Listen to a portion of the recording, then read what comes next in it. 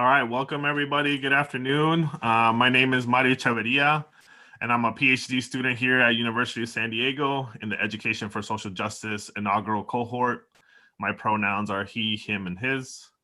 A little background about me. I'm a middle school principal in Los Angeles, a proud husband and father, and a proud son to a family who constantly sacrifices. So our talk today is focused on healing and our sacred purpose. As a Latino immigrant from El Salvador, I carry lots of generational trauma and wounds, plus my own experiential trauma from a country that, for the longest time, I have had internal and external battles with. I grew up a very angry kid in the US. At school, I was called illegal and made fun of for my accent by teachers and students. I was lumped into Mexican narratives because Mexican students are the majority in Southern California. I've been pulled over and handcuffed because I fit a description. I recall fleeing my home country at the age of 4 with my family from the violence that was separating the place that my family loved. This is just a small sample of who I am, and it's just a small glimpse of the layers of identity, experience, and ultimate trauma that humans go through. For the longest time, I did not know how to cope with this, so I didn't know how I could fulfill a purpose that my parents set for me and my family to move forward in a country that has never wanted me here in the first place. So this is what our talk will be about today. We interact with so many humans every day, and when they are being their authentic selves, these manifestations of trauma show up in multiple ways. Our goal is for you to gain insight into what it means to heal and find your own sacred purpose in this work, the work of justice, the work of abolition, and the work of carrying your ancestors' struggle and trauma, which is extremely hard work. So this afternoon, we have 2 people with us that I highly respect, who will support us in unpacking these terms and how they show up in our work, in our life, and in, obviously as doctoral researchers. So we'll start off with Gabriel. Name and what do you do for work? Hi, everybody. My name is Gabriel Yasoda. My pronouns are also he, him, and his. I was born and raised here in San Diego. I'm currently working, my title is still principal, but I'm in a network of charter schools and nonprofits here in California. And I work in our trauma resilient educational community model, doing trainings on self-care, self-reflection, relationship building, mindfulness, and then really looking towards equitable outcomes. How do we create spaces, as Mario is alluding to humanize our space, to really allow students to come in and bring their whole self into that space so that they can have agency, so they can have voice, and really work towards empowerment, right? Towards self-determination. So that's my goal for myself. It's my goal for everyone I meet. And I really look at love as like an action. It's like a verb, it's how do I help promote each person's full potential? So that's where I'm coming at this. I'm glad to be here, happy to be here, and looking forward to this talk. And then Dr. Ricardo Medina. Yes, good afternoon. Kwali Yoali Chokotesi. I'll introduce myself. Is Ricardo Medina. A lot of people in my community know me as Ricky. And today, he, him, his, and I am living, working, born and raised in San Diego, unceded territory of the Kumeyaay Nation. And I want to pay my respects to the past, present, and our future Kumeyaay relatives as I'm on this land today, and also where the University of San Diego is located, right? I definitely will share about my workspace, but I also want to do a little bit of an introduction. Today, I come to this space and to just share wonderful dialogue with you both, and also with the larger community. I represent a lot, right? I represent a dad of 3. I'm a husband, I'm a son, a brother. I'm an educator as well. And so, I say that in that way, where there's a lot of responsibilities and lots of beauty, right?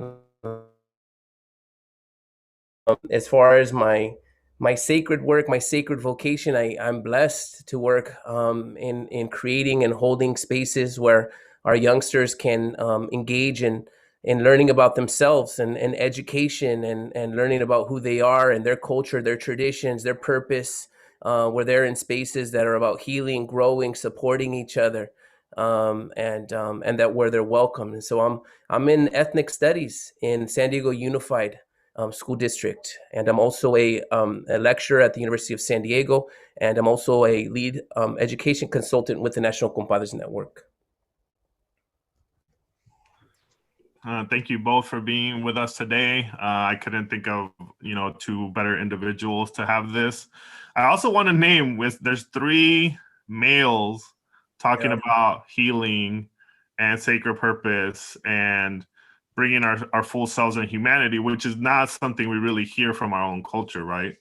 But first I want to talk about like sacred purpose, because I've gotten questions about it already of like, oh, so you're facilitating a talk, what's sacred purpose? So I'm sure people already have tons of questions of what it could mean for them. So Dr. Medina, I want to use, I know you've done a lot of work on this. I want to use quote from your dissertation.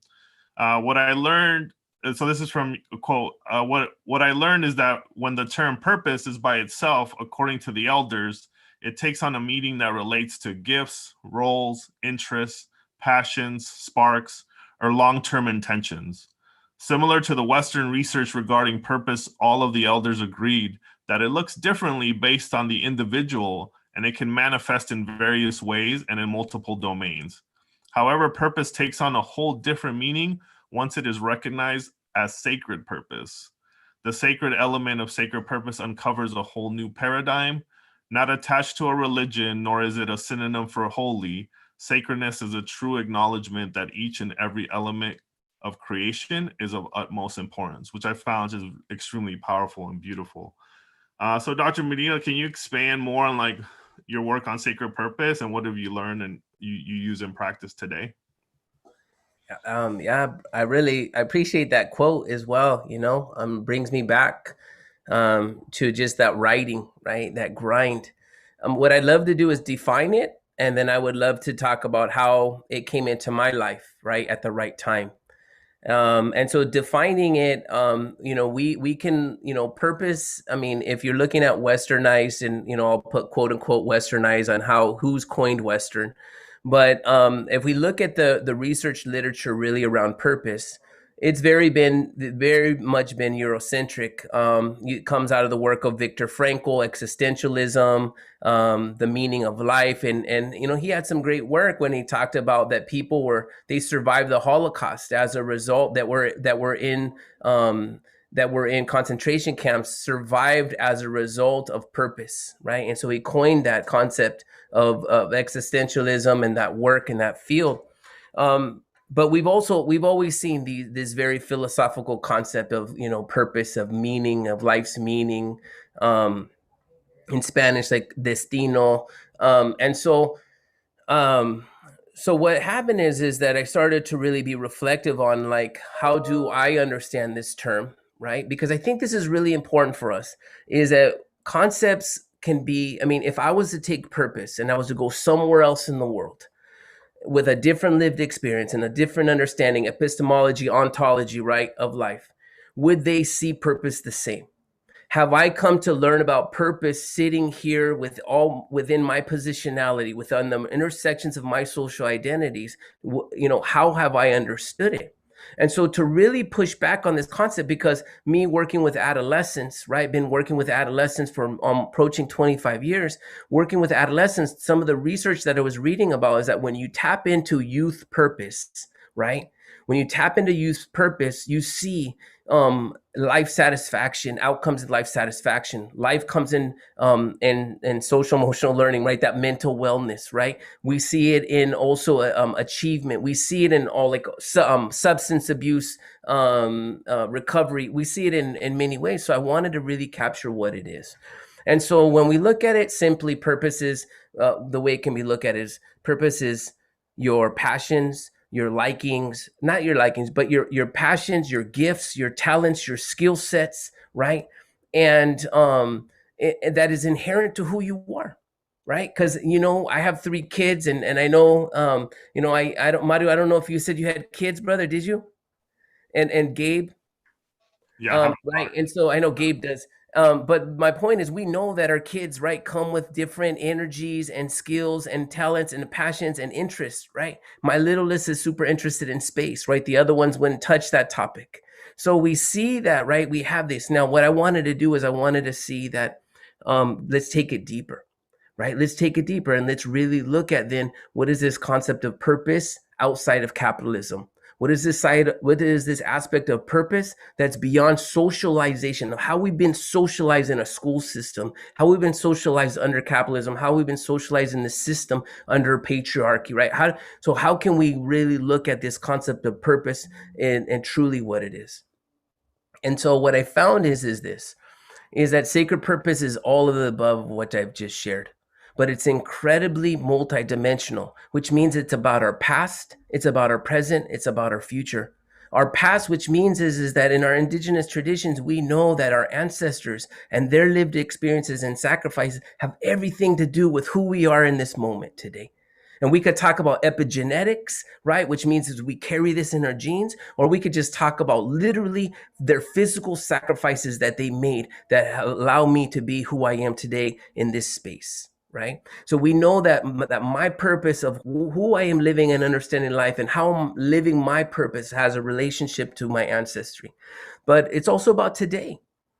Today, meaning that if you do not have a chance to breathe, if you do not have a chance to be in the moment, if you are in grind culture, if you are in this space right now where you are in fight, flight, and freeze mode, if you are in a space right now where you're just trying to survive, then you have that sacred purpose, right, becomes secondary. So it's everything about the present, about you continuing to connect with. And it's about the future. And I think this is one of the most powerful impacts is that how are you going to live your life to impact 7 generations from now, right? That 7-generation prophecy that we see rooted into indigenous culture. What I love is one of my colegas, Gilda Ochoa, the other day said, how are we going to impact 7 generations of liberated youth, right? Of liberated generations. So I will put that out there is that and so I go into schools these days and I'll kind of make it brief because I know that when I could talk all day on this stuff. But when I go into schools and I say sacred purpose, they trip out, right? They're like, sacred, is that religious? You know? And so they want to understand it. So we definitely, many of us know the connotation behind sacred has been used within religion. But we talk about sacred in this concept that it is extremely profound. So in the circles and the spaces and the context and the community and the responsiveness, that's what's around me, we utilize the word sacred as profound, profoundly interconnected, right? Profoundly interconnected. Sacredness.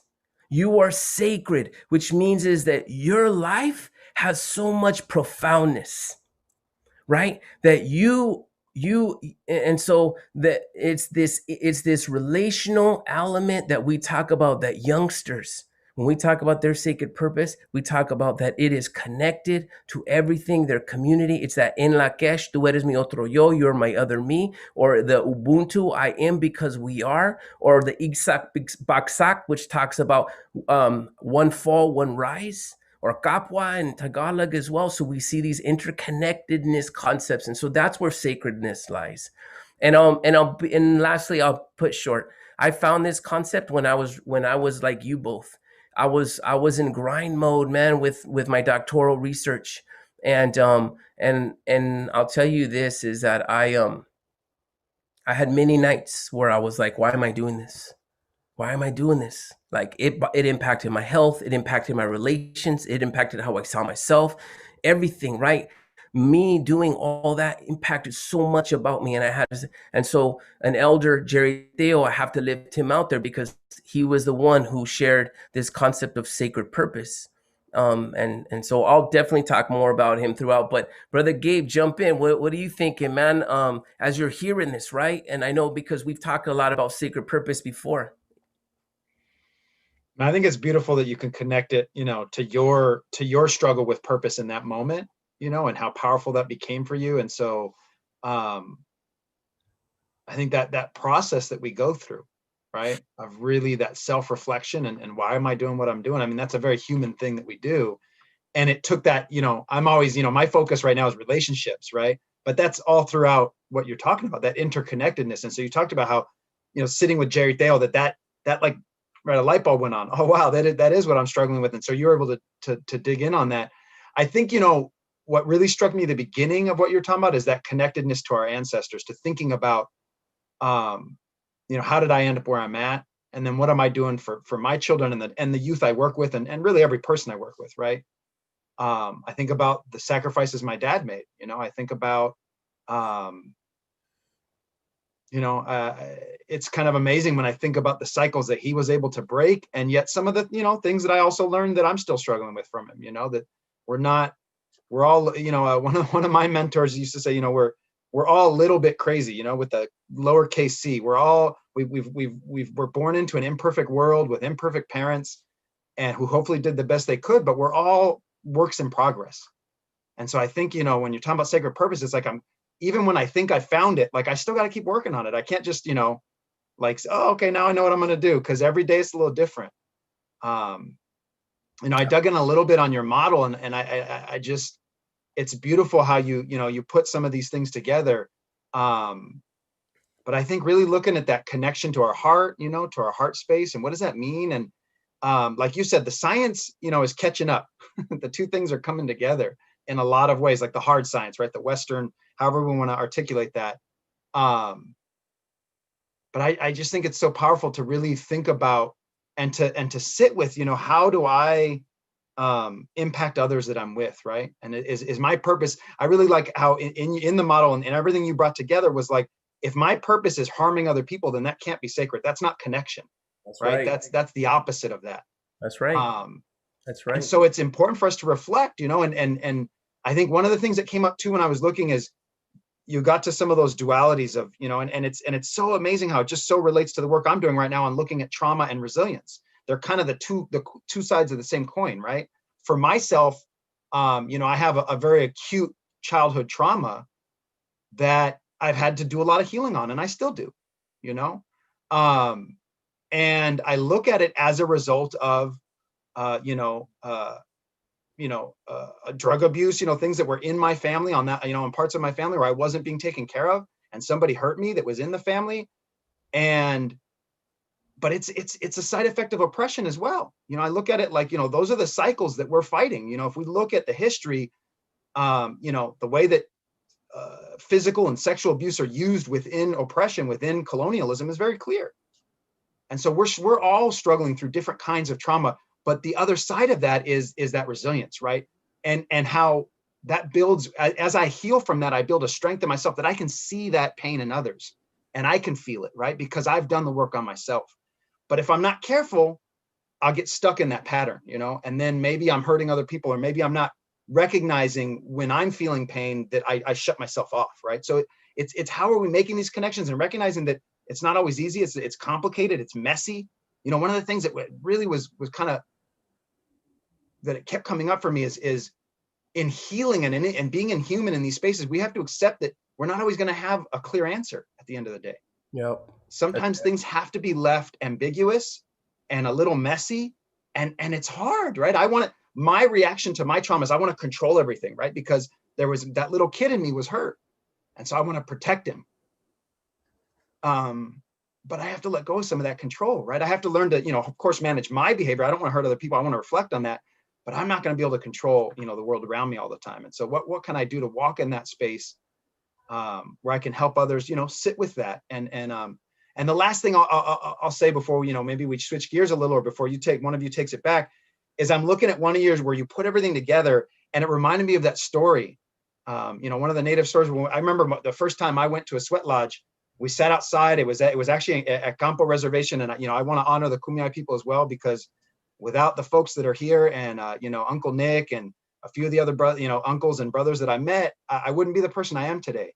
And there's so much healing that came through that process. And I still remember that night sitting there and looking at the stars and hearing that story about that divergence, right? That there's this, you look at the Milky Way and there's one path and then it diverges into two, and one of them ends short and the other one keeps going. And so if we become disconnected, unfortunately, we can walk, like you put it, it's wound driven, right? We start to drive our behavior through acting out on our wounds. Yep. And so how do we connect with others in a way that we can allow that wound to be there, but we're not, either re-hurting it, but that we're allowing that process to heal those wounds. Yeah. So that we can have a fuller life.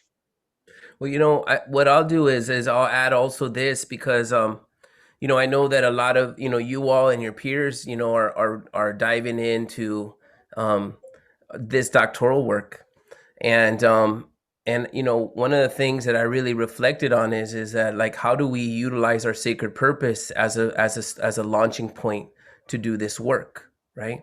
Because when we can tap into our sacred purpose, right, then we are able to, man, it just seems like is that synergy that you had mentioned. Like, things start to take care of itself. When you do things in a good way and you're living with your sacred purpose, things start to take care of itself. They're good in that way, and so with that being put out there is like, I want to honor my dad and share it with you, because as I'm coming to understand sacred purpose more, I want to make sure whoever's listening understands it's clearly not someone's job. If somebody was to say my sacred purpose is teaching, right, that we're not talking about technique, right? We're talking about the relational aspects of this work that we do, right? This soul work that we do, right? This not this transaction based, but it's about us moving. And also, I talk about my dad. My dad was a grocery clerk. He was that was his profession. That was his work. And somebody might say to me, like, hey man, what was your dad's sacred purpose? Was his sacred purpose working in a grocery store? And I say, well, like, look, this is where we see things differently. When I was a kid, right? This is before self-checkout. This is before when things look differently in grocery stores. I remember going to visit my dad one day when I was off of school, and my dad's grocery line was all the way around. Like, I swear to you, it was deep. It was like 30 people deep, and there was the other check stands that were open. And I remember looking and thinking about that, and I said to my dad, Dad, why was your line so busy? And he said, it's because I know their names. I know about their kids. I know the stories. We share these stories. My dad, and I would watch him. He would talk with them. He knew all their names. They would share story and share time. And that was my dad's sacred purpose, right? He was a bridge builder. My dad knew how to bring people together. He knew how to, whoever they were, reminds me of Chunky Sanchez, brother, rest in peace, right? He could go anywhere and play his music in any crowd, right? And so anyways, I'll put that out there, that's sacred purpose. And the other thing I want to challenge as well is this concept of rising in our society, this concept of meritocracy. See, these are the things that I'm talking about, how we have been socialized within to understand purpose. And that merit, this concept of merit, that if we work hard, like all of our hard work, right? We are who we are because of our hard work. That's a lie, right? And so I put that out there because I'm not saying that there's not dignity in hard work. I'm putting it out there because we have this hyper individual belief in rising, right? This belief that pulling yourself up by the bootstraps, right? And so I put that out there as well, that this work in sacred purpose is collective, right? It's about us growing together. And I want to end with this, is that in no way do I feel that I have achieved. I am still on the daily working to better understand my sacred purpose, right? And how I can continue to water it in my own life. So like you said, Brother Gabe, that I'm walking with my sacred purpose versus my wounds.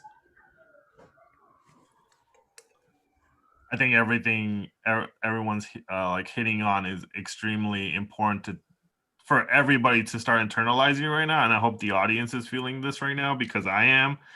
One thing that really sticks out to me that I want to stamp is, like, this should be the vision of any school in the US right now. Seven generations from now, how will you impact liberated youth? Yep.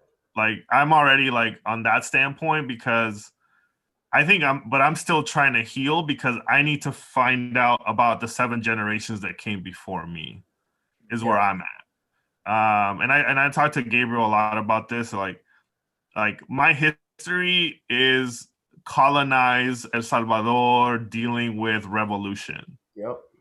And when I asked my parents about their history beforehand, it's very grind culture too. So like you bringing up capitalism and Western ideology, that's not just the US.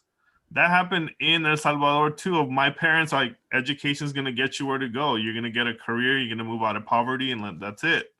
And that was the standpoint of me coming to the US. And that was set at 4 years old. You're the future of this family by getting your degree and moving us forward, which is hard for a 4-year-old to unpack because this society is extremely systemically racist. So it brings me to I think it's beautiful that we're mentioning all this right now. The goal of these talks is, as a cohort, we've been focused greatly on creating change within USD, within our places of work, and within ourselves. So like social justice work is hard, and it can be very demoralizing at times. Dr. Beverly Tatum compares racism to smog, right? So sometimes it's so thick it's visible, other times it's less apparent, but always day in and day out, we're breathing it in. I wanted to bring this in because as you're seeing the election play out, it's showing us that racism is extremely prominent. There's 70 million people that are showing us what side they stand on currently. So for not just our cohort, but all folks that are really diving into social justice work and trying to dismantle, like what would you say to them if they're already internalizing that maybe this is too hard for me to accomplish, or this is too long of a struggle that I might not see systemic change right away? So like, how do we give hope to like folks to like stay in the work and not feel defeated on this? I think, yeah, I mean, this is the a question, right, that I always continue to reflect on as I still try to find hope and healing, right, in the daily. But I'll tell you this, and it reminds me of Mario a little bit what you shared, and I want to thank you for sharing, your story, brother. And I put that out there. Your story represents as well a story of many of our young people in our communities, and it made me think about something. One day my daughter, my oldest, right, she was telling me a story about she was interviewing young youth that are homeless. And she asked, the youth, she was doing this on video, and she said, if you could tell the world something about you, what would you say? And she said, homelessness is not my only identity. I'm more than just being homeless. It's only part of who I am, but it's not everything about me. And so my daughter came home and shared this story for me, and I was like, dude, that's like crazy profound. Because what happens in our lives is what we do is we see only our trauma. We only see the wounds, right? And that's why sometimes I have an issue with these terms that are used in schools like trauma informed or trauma centered practices, because what we do is we forget that our youngsters, right, our kiddos, that they're more than just trauma. They're not just trauma sitting in front of us. That we have assets, man. We have these cultural traditions. We have a sacred purpose, right? That we can water all that in there. And I think that's a huge piece of this, right? Is that we have to dive deep and we have to reflect on some of our core language and the core stories that we tell ourselves. And we have to interrogate those. And I do it on the daily. When I'm starting to feel like I'm wrestling with something, when I'm starting to feel like I'm affected, I go back and I say, why am I going back to this core story? This same story that I keep telling myself, that I'm not good enough, I don't have value, I'm not important. See, that's what I learned. And what happens is that I learned it, it was socialized. So what happens is I continue to go back. I have to heal that story. So how do I heal it? I go back and interrogate it, and I remind myself that story was built on oppression. That story was built on coming up on me. That story was built on exploitation and whatnot. And so I think about, how do I reinvite, interrogate my core language, so that way I continue to move away from those I'm not good enough narratives, right? I think that's one. I think also, this is the way I'm going to say it. I love the work of Duncan Andrade's article, Hope, Hope, what is it? Hope Required When Growing Roses from Concrete. And the one that I really like the best is the Socratic Hope. And I think we can use it because, once again, we understand life and movements and success and achievement through our lived experiences here today. But if you were to go somewhere else in the world and you were to ask those concepts, what does it mean?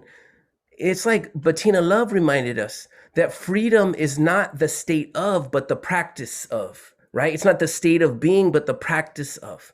And so Socratic Hope reminds us this, is that an examined life is a painful life, but an unexamined life is a life not worth living.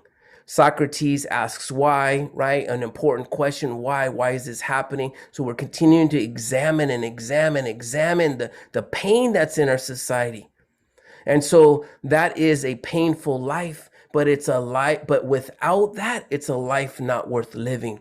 We have to be able to surrender and understand, right, that our schools, right, that we as teachers did not create those inequities, right? And that the inequities that existed, they're systemic, right? For us to and changing them is going to take that continued collective, once again, challenge, hyper individualistic efforts that around liberation, right? Around collectivity, around us coming together. I'll tell you this, I love momentum. I love small wins. I realize that, that this is, I'll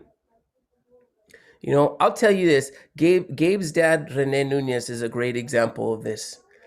Is a great example. That guy could have so much fun, but at the same time, he could be he could, like, from 1 hour to having a great time to the next hour, like breaking it down about how school systems are being neglected, right? And so what we can offer is that Socratic surrendering and say, look, my work is the practice of, that's where I find the beauty. I don't know. I know I probably could have captured more, Gabe, so I want you to definitely jump in on this. But I'll say this is joy. This work is joy. We have to do that. We have to find joy. If not, there's cognitive dissonance in that, right? Think about this. Everything in life, right, that is a challenge, our brain physiologically tells us, right, don't do that. Survival, right? So it tells us, like, go do what's easy, do what's easy, do what's easy. So we have to push back on that saying, like, it's impossible, it's not going to work, because we're going to follow into that path. We got to see as liberation as joy. We have to see it as feasible, not overwhelming, so that way our bodies, right, we continue to move in that way with that good energy. But yeah, man, I'll tell you, I'm exhausted looking at and I try not to get too much into partisanship. I really do. I think, I love politics, but partisanship, that's right there is like, it's too much for me. Yeah, that's inspired a few things there. I think the collective is huge. I think that's one of the things that we have to remind ourselves. For me, I know that, even a few months ago, I was feeling a little hopeless. I had some times I woke up just this heavy feeling, and we got to check in with each other, not only for myself, but for the other people in my circle, with my family.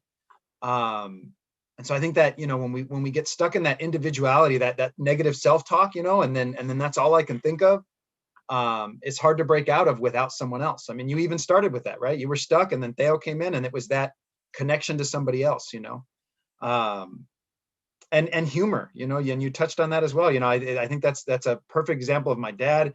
He was, it's figuring out how to have that balance, because if we get, we want to be hard, we want to have these fights, but we have to be lighthearted as well. And one of the ways that, I'm always reminded of that is in creativity and curiosity, in that childlike, right? If we look at children when they're born and when they're real little, it's amazing, right? That every little thing is new to them, everything they're interested in, right? This whole idea that, learning is hard for some kids, or that there's non-learners. I mean, it's just such a fiasco, right? You find any toddler and they're amazing learners, right? And that's every community, every human being, right? Right now I'm looking at, we're doing these case studies in our classes. I'm looking at Creole language, and this academic, this brother has to justify that Creole is a full language when, linguistic research shows us that everybody has a full language. There's no such thing as somebody who speaks a language that isn't robust, that doesn't have all the elements of human language. So I think, I look at that childlikeness and but I'll have to admit, sometimes some of the hard parts is recognizing that being sad and grieving and having some of that loss is unavoidable. We don't want to get stuck there, right? Some of the things I've learned through my work in emotions is that we don't want to limit our emotions. I know that kind of sounds crazy sometimes, but we want to be fluid, right? I don't want to be stuck in one for too long. And if that starts to happen, then I got to figure out, okay, what's going on? Or I got to interrogate it, like you're saying, right, Ricky? I got to look into, like, why am I stuck here? But to say, well, I'm not going to feel this anymore. Well, if I limit that, all my emotions are one spectrum. That's all I got, right? Lisa Barrett Feldman actually does a lot of work on this if you want to look at some of the neuroscience around it. But she basically says we have two spectrums that we internally are constantly kind of measuring, right? And one is like how excited we are and then how calm we are. And then the other is, between pleasure and pain, between comfort and discomfort. And that essentially we map all of our emotions, just like ideas and language and concepts. We learn how to express anger from our parents, from our community, from our culture. Renato Rosaldo does work on this too. He's an anthropologist. He did work in the Philippines. He's a, Latino academic. But he talks about this feeling, of legate that he learned, right? That was when somebody had a loss, that they had this like electrical feeling, but he couldn't feel it at first because he didn't understand, right? He didn't have that understanding. And it wasn't till he left and his wife actually passed away that then he started to feel that feeling. And it's like this electrical feeling. So I guess what I'm trying to say is that, that's part of who we are, our emotions, that full spectrum.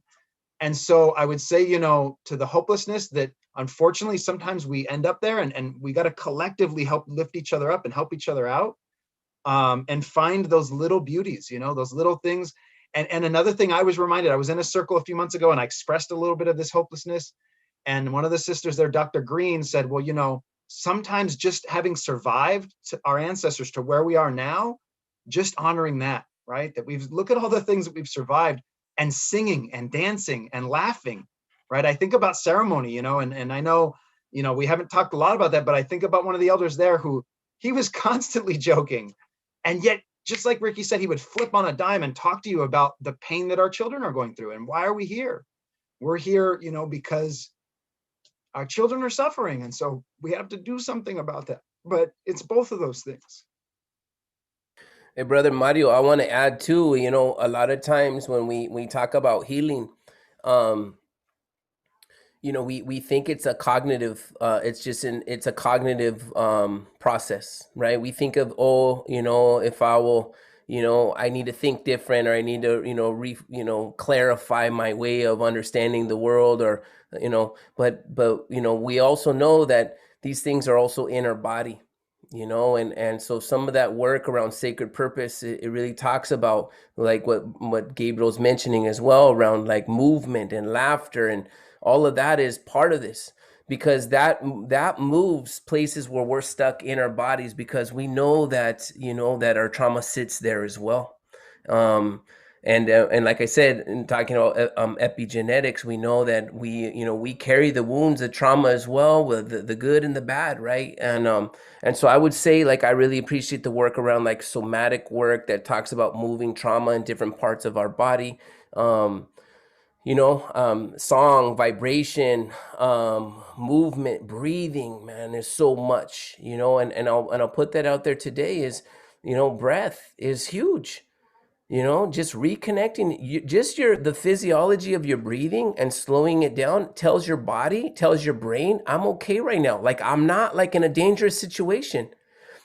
Because what happens is if you're watching what's going on in the world, right? Your brain is telling you you're in danger. Watch out. You're in danger. Like, you need to get out of this situation. So what happens is we start breathing heavier, right? Our heart rate starts going up, different things start happening. So breathing is nice, slow, deep breaths, tells your brain, hey, it's okay. Like, you're all right, And so I appreciate that. I appreciate, man, I'll tell you, I'm huge with nature. I get out in nature all the time. I was listening to somebody yesterday talk about this, you know, about like taking care of yourself. And they were saying this. They said, go out in the daylight, go to the beach, right? Go into nature. This is, I mean, you could look at grounding and these concepts about grounding and how our earth knows how to take care of us, right? You know, sana sana, right? I don't know if you ever learned that. Sana sana, colita de rana is really about, that doesn't work if you do it to yourself, right? So my maestro, my teacher, Jerry Thiel, reminds me that sana sana only works when someone else does it. The teaching is there, is that we can take care of each other. We can help each other, right? To get better. So to, once again, to connect with others, to create community, to be in community, to share word, right? Sharing word a lot of times is letting things out, letting things go, feeling better, breathing, right? I've done I've done even yoga, because yoga helps sometimes where I'm carrying stress in my body. Sometimes I notice I'm wearing my shoulders up here, right? And so yoga reminds me, right, of just different ways of bringing the stress that's sitting in different places, that's not moving, that's stuck, right? To move it, right? And get that. So I'll share those, man, that healing, we have to reinvite all of this back in. And there is as well, I'll tell you, ethnic studies, that's why I love the work that I'm doing, because there's so much around right now, research that comes out that speaks about the healing of ethnic studies. Regeneration, right, is a big part of ethnic studies. Ethnic studies is not just critiquing empire. Ethnic studies is also about my pre-colonial identity, right? And it's also about what does my healing work look like, so that we can together collectively create a more just society, a healing and just society. So, bringing that back into the schools, how does this healing work really become this, where it's not content centered, but it's really a sacred purpose driven, which is seeing all kids, right? Seeing all young people, seeing all people, right? For those gifts that they're bringing into these spaces, to water those, that's their schema, to water them, right? And continue to utilize that to really create an experience, or hold an experience, or be a part of an experience where they can continue to grow and to heal. So. I definitely appreciate both of you sharing like what people can do. I think like schools get stuck. Me being a principal, with like standardization,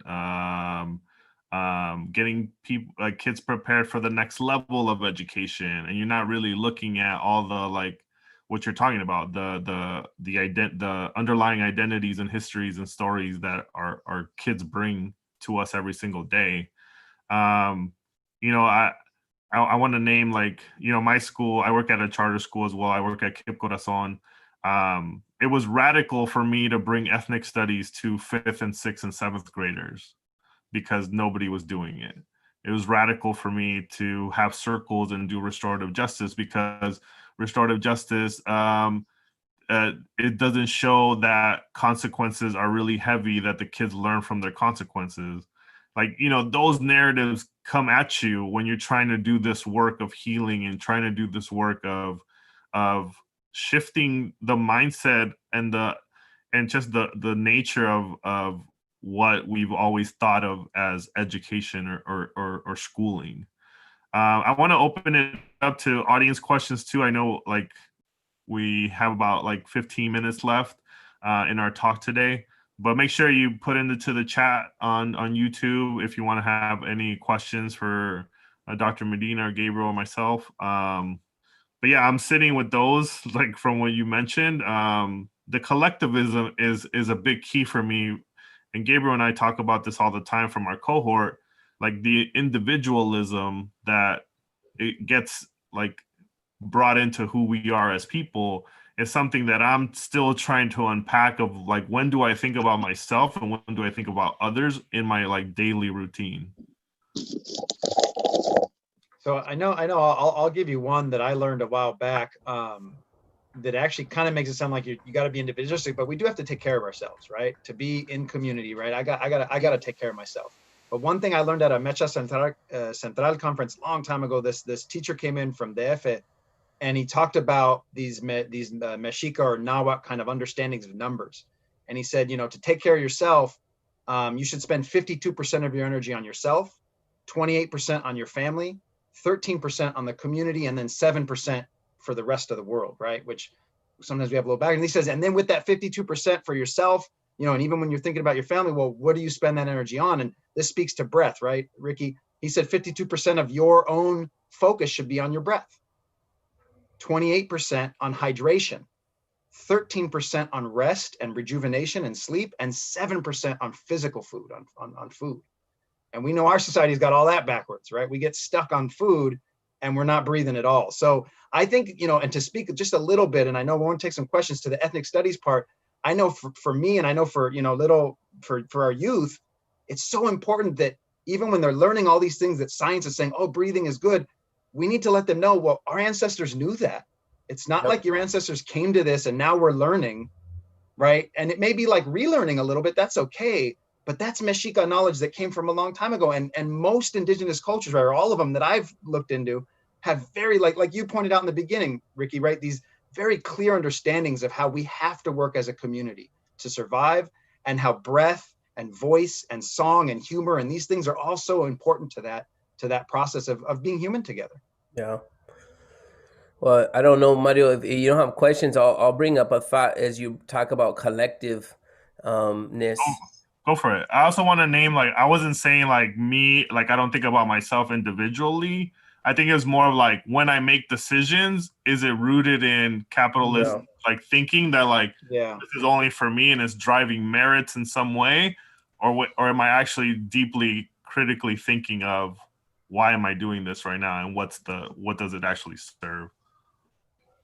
So I've been reading. I got hooked into Michael Zendel's work, and he's a poli-sci professor out of Harvard, and he's writing a lot of things around meritocracy, so the tyranny of merit. But one of the statistics that he shares is he says 70% of Americans believe that people can pull themselves out of poverty. And so this concept of in our society is that failure is your fault is alive and real. This concept of hyper individualism, right? That we like, so if you take that statistic, 70% believe that, what that's saying is that people do not believe in helping each other, right? People do not believe in the welfare state. They believe you can do it on your own, and if you can't, it's your fault, right? And so if that's right, that 70%, I don't know all the data around the research, but it reminds us of how individualized and individualistic this system is set up, right? And I truly believe that his frameworks allow us to potentially change some things completely, right? Completely, this myth of merit. And so it may be anyway a place that we can go to, but I know that we all understand our work is collective, right? It's all collective. Yeah, and in thinking of that, I think of that organic intellectualism, right? The idea from Gramsci, and within the Chicano movement, that's where I learned it. But I see it when I go out into ceremony. I see it in all kinds of communities where it's like, I'm doing this not just for me, but for my family, for my community, and any resources I gain access to. The idea is that I don't really own anything, right? I own my body, and that's about it. And I think part of it is materialism too. We get into this wanting to just, have all these things, and obviously we need some of these things to survive, and we get comfortable, but it's tough. And I know when you're talking, Ricky, I thought, yeah, well, why is socialism such a bad word, right, in our country, that somehow having support for each other is so damaging to people's reputations. It's still, I guess it shouldn't amaze me, but it's frustrating, that just taking care of each other can have such a bad connotation. It's very context based too. You go somewhere else in the world, and I'm telling you, it's not the same. So once again, we can really interrogate that and realize that everything we have here is what has been created. It's socially constructed. It's a human invention, right? It doesn't necessarily mean it's a truth. And so I think that as well is worth reflecting on, Um, I have to bring up some, Mario, as well, some teachers, man, that were been extremely informative in my life. Gabe's dad, Rene Nunez, is definitely one of them. But when I was doing my doctoral research, Dr. Alberto Ochoa was amazing. I had Dr. Lourdes Arguelles as well, and she did a lot of work around like just I'll use non-conventional, right? But she brought in it really allowed me to look at pedagogy differently. Karen Cadero Kaplan, also Dr. Karen Cadero Kaplan. But the majority of my work, when we talk about sacred purpose, if individuals are looking for more, is Jerry Theo. And Jerry Theo is I would say probably there's very few that have written about this. And have also continue to speak the words of sacred purpose. And so he's one, and he has a podcast out that's very good. It's called Healing Generations Podcast, and it's through the National Compadres Network. And he also works with the Elder Brotherhood Network of Elders.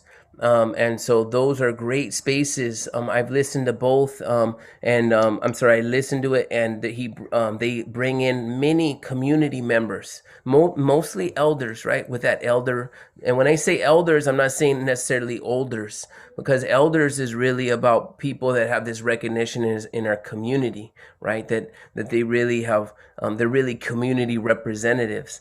But anyhow, they talk about healing. That podcast right there, Healing Generations, is 100% about healing and about us, not coping. And that's another thing that I want to put out there. This is where I push back on social emotional learning.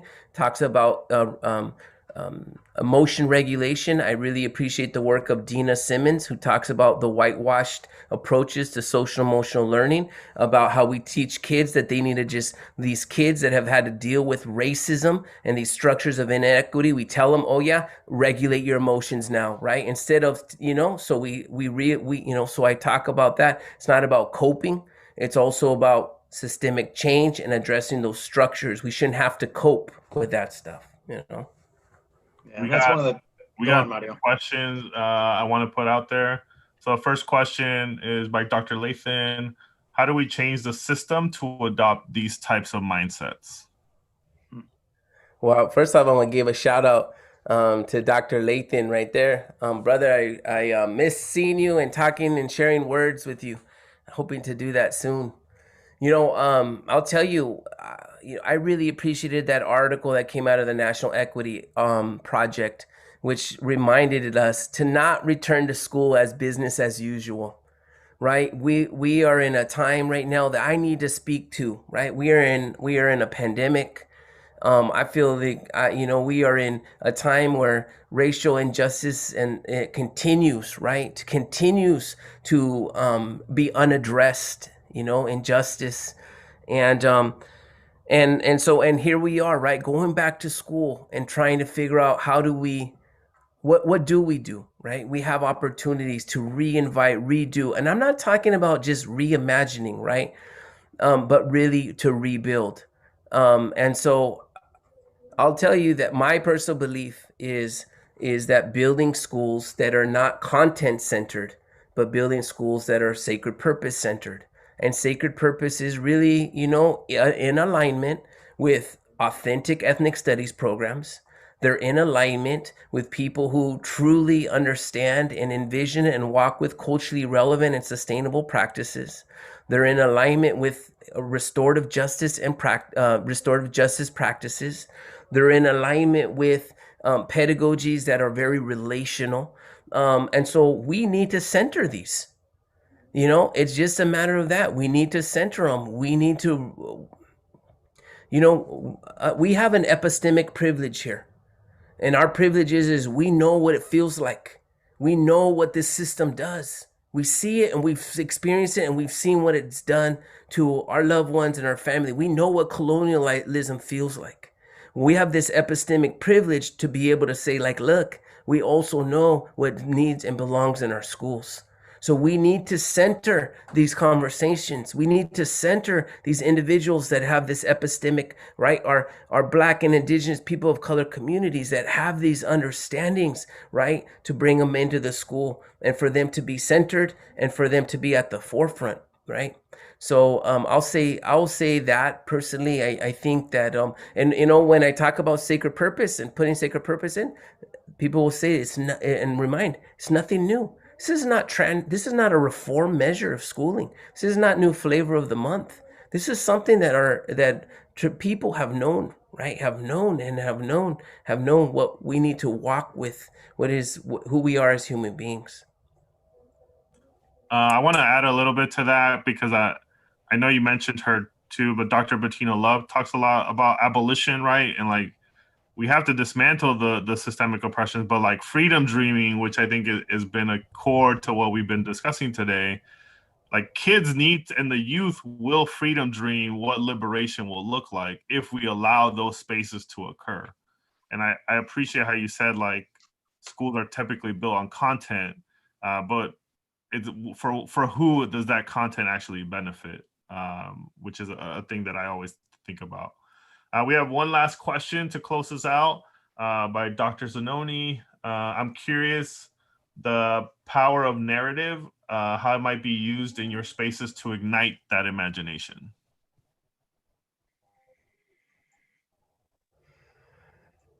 My internet is falling apart right now. Oh no. It's crazy because my internet, it does things like at this time, right? So Mario, you're gonna have to repeat it, brother. Yeah, for sure. Or put it in the chat. For sure. The question was sharing your stories and wisdom. Like, I'm curious how the power of narrative might be used in your spaces to ignite imagination.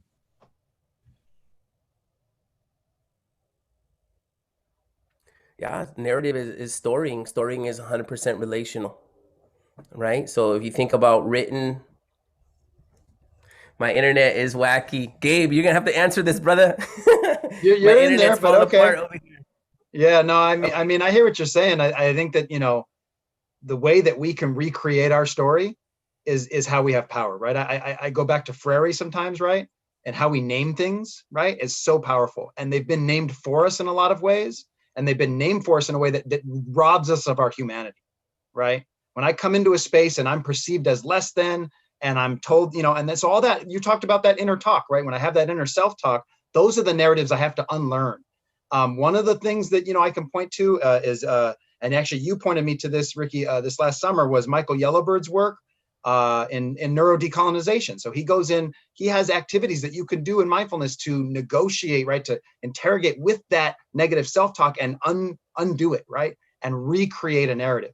But I think we look at, it was all throughout your dissertation, it's throughout this work, we understand the world through stories. Yeah. Right. That's where we get the context. Without a metaphor, right? People always talk about, well, what's a fact? And the only facts we have are based on, even science and math are based on agreements, right? About the fundamental story, right? 5, I always use, and I know sometimes this might go over, it doesn't always work, but, we understand numbers as being in base 10. Well, Mayans used base 20. And we could use base 4 or 5, and it changes the understanding of those numbers. Don't have the same meaning anymore. The only reason they have that meaning is because we all have agreed to, whether we're conscious or not, the story that gives them meaning. So I think we have to empower students. And just like you were saying, it's student-centered is, again, it's not content-centered, right? If it's really student-centered, that means they have a voice. That means, just like you said, I want to honor, Andrade again. And I think Bettina Love, speaking of the same thing, they come in and they get to decide what we're going to do. We're there to help facilitate that, because, I look at from what I've learned, the youth, they know. It's not like they don't know, or even if they don't know right now, if we give them that space, they're going to help us figure this out. Hey, I will just say that to end, Brother Mario, is that everything that we're talking about is incredibly complex.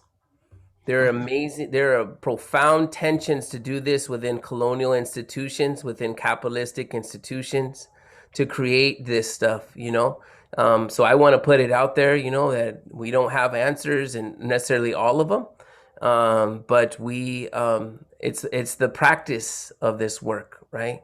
And so I want to just say, hey, man, thank you both for this, because, I just, man, I'm telling you, like um, I learn from everyone, and today I just continue. I feel so extremely grateful just even to sit in a space right now and intellectualize. I realize that our world, right, there's a lot going on in my community outside this door right here. There's a lot going on, and so I just, I want to say thanks, and just give that second of that time of gratitude for having this space, for just allowing me to come into it and share just a little bit. And good luck. I know that there's a lot of doc students on this, or maybe potentially, and I'll tell them, good luck, with everything. Keep doing what's right, in your work, and always feel free to reach out. Mario, you can make my email accessible, brother. But You got thank it. you both. I want to thank you both. That definitely wraps up our time, and I'm in forever like thinking mode right now that I'll probably be in for a while. Probably be texting Gabriel right after this as well. But I definitely have gratitude for all the audience. We'll keep this live on YouTube. Like, it'll be archived. You can check it out. You can share it. You can tag it on Twitter, Instagram, any other social media platform. I want to end with one quote that I thought would sum up our conversation. As traumatized children, we always dreamed that someone would come and save us. We never dreamed that it would, in fact, be ourselves as adults. And that's by Alice Little. So thank you all. Have a great weekend. And we hope that inspired you to heal more and continue that with your heart. So thank you all. Have a good one. Thank you, Mario. Thank you, Ricky.